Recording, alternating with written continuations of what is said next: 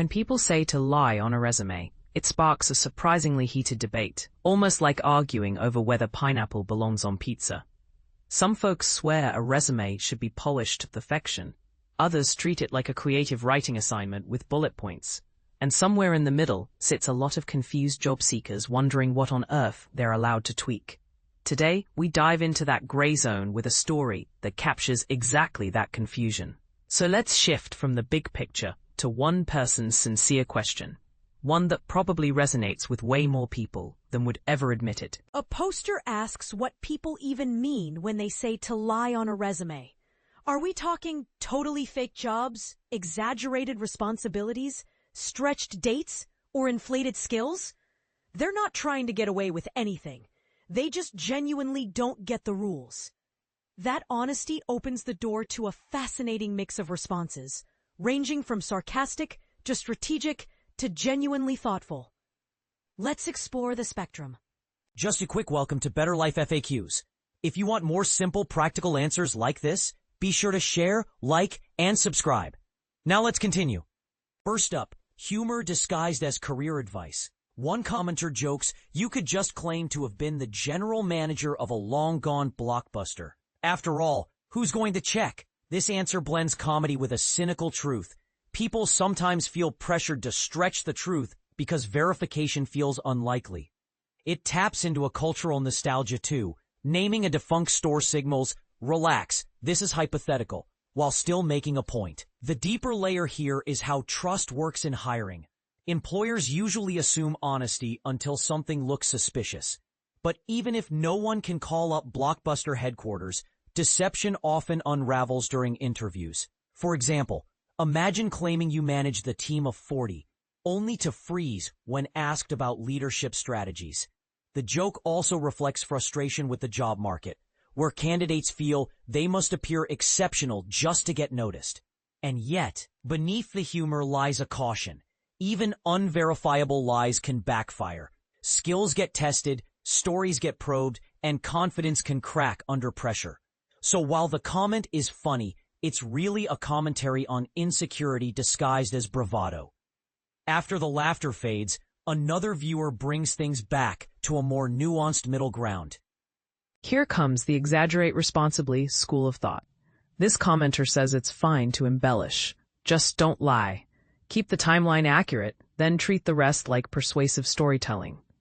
This view acknowledges that resumes are inherently curated documents, not forensic reports. The idea that the timeline must hold up makes sense because inconsistencies are the first red flags hiring managers notice. But calling the rest a creative writing exercise highlights how the job market rewards bold framing. For instance, answered phone calls becomes managed client communications. Same task, different energy. This advice makes sense when you're highlighting strengths without altering facts. But it could fall apart if someone pushes embellishment so far that it implies expertise they don't have. Imagine claiming strategic planning experience when all you really did was attend meetings. Still, the sentiment here is relatable. People want to stand out without crossing ethical lines. And learning how to phrase real experience effectively is part of workplace survival. From there, someone else steps in to clarify where they personally draw the line. Third viewpoint. Protect yourself, but don't invent anything. This commenter says never fabricate big credentials, but it's okay to omit messy job history or combine roles to simplify things. This perspective recognizes that honesty doesn't always mean full disclosure. Resumes are snapshots, and snapshots are allowed to leave out the blurry parts. Many people fear being judged for short jobs, firings, or gaps, even when those chapters don't define them. Omitting isn't the same as lying, and sometimes it's self-preservation. For example, if you left a job after 2 months because the environment was toxic, describing it in an interview won't help you shine. Yet this approach could fail if omission hides a major part of one's skill development or causes confusion once hired. Still, the idea of curating, not inventing, feels grounded in reality. It empathizes with the human side of job searching, the desire to move forward without dragging old baggage behind you.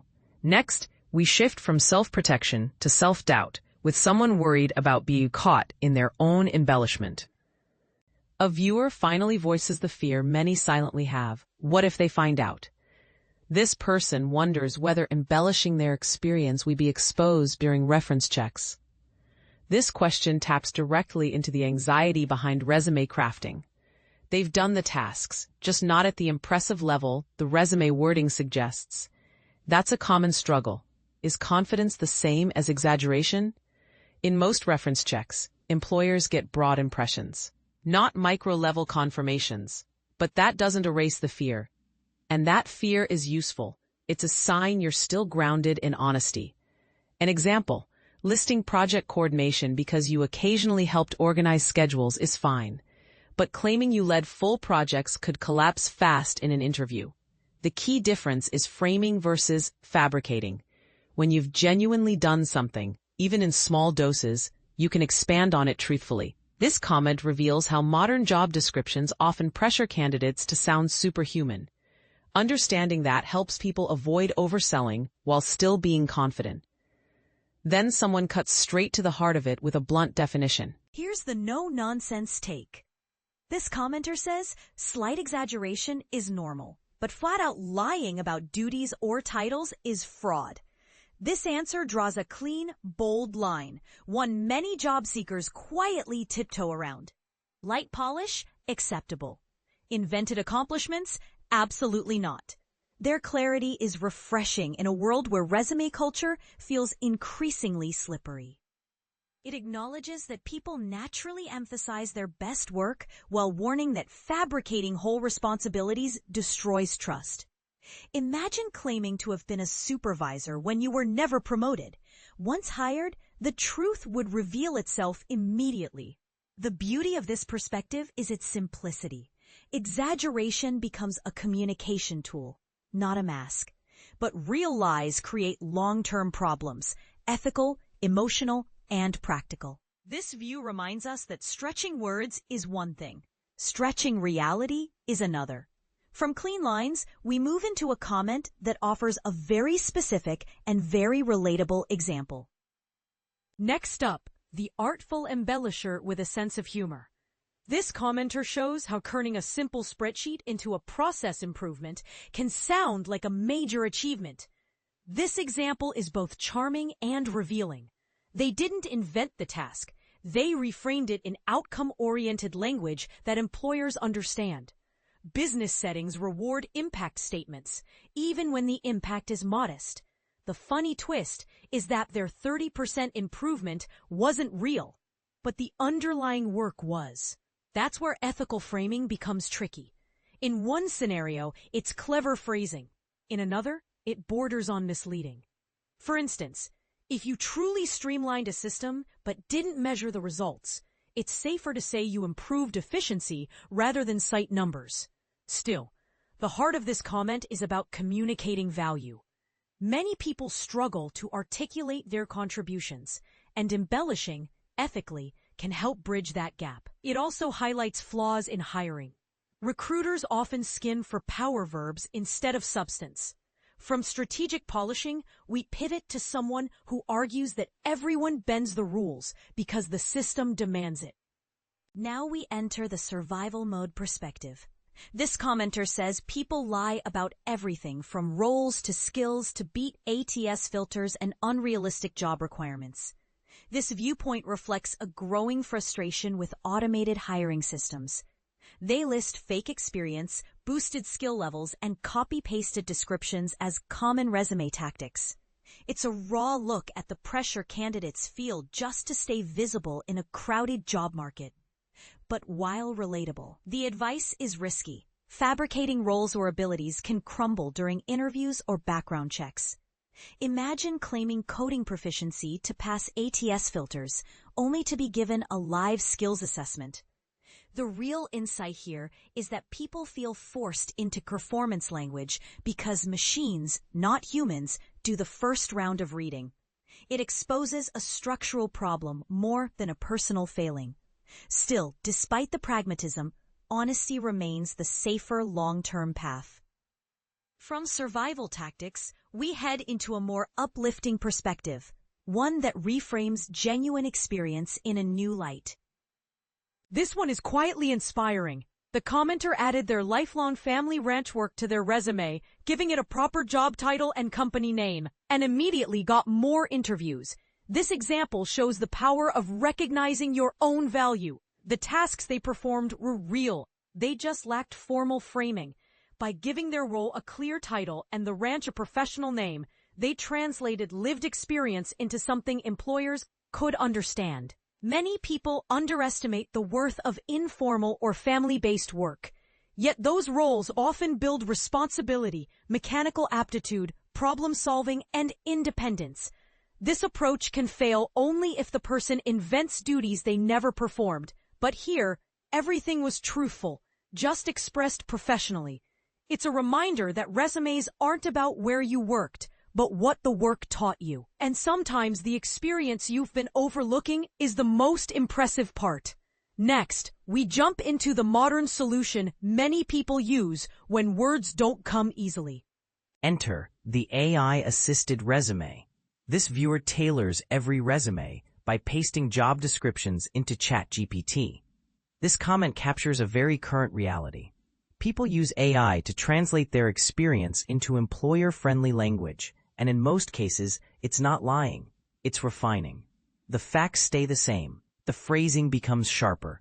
The benefit is obvious: confidence, clarity, and stronger alignment with job requirements. But it could go wrong if someone lets the AI invent skills or exaggerate capabilities. For example, listing managerial experience you never had because the AI extrapolated too far. Still, for people who struggle with writing or underselling themselves, this can be empowering. It shows how job hunting is shifting from storytelling to strategic translation, and as long as the truth remains the foundation, AI becomes a tool, not a disguise. Finally, we reach a cautionary tale, one that starts with a big number and ends with a big laugh. And now, the billion-unit resume. A candidate claimed they managed over 1 billion units in a warehouse, only for it to be revealed those units were individual sheets of paper.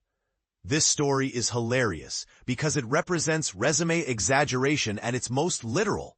Technically true, but wildly misleading. It reveals how numbers can manipulate perception. 1 billion of anything sounds impressive until you learn it's printer paper. But it also exposes how pressured people feel to inflate ordinary tasks into corporate-sounding milestones.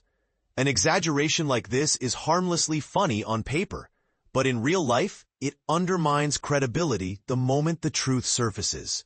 It's a reminder that clarity beats theatrics. If someone simply said they managed high-volume inventory processing, that would still sound professional without the comedic twist.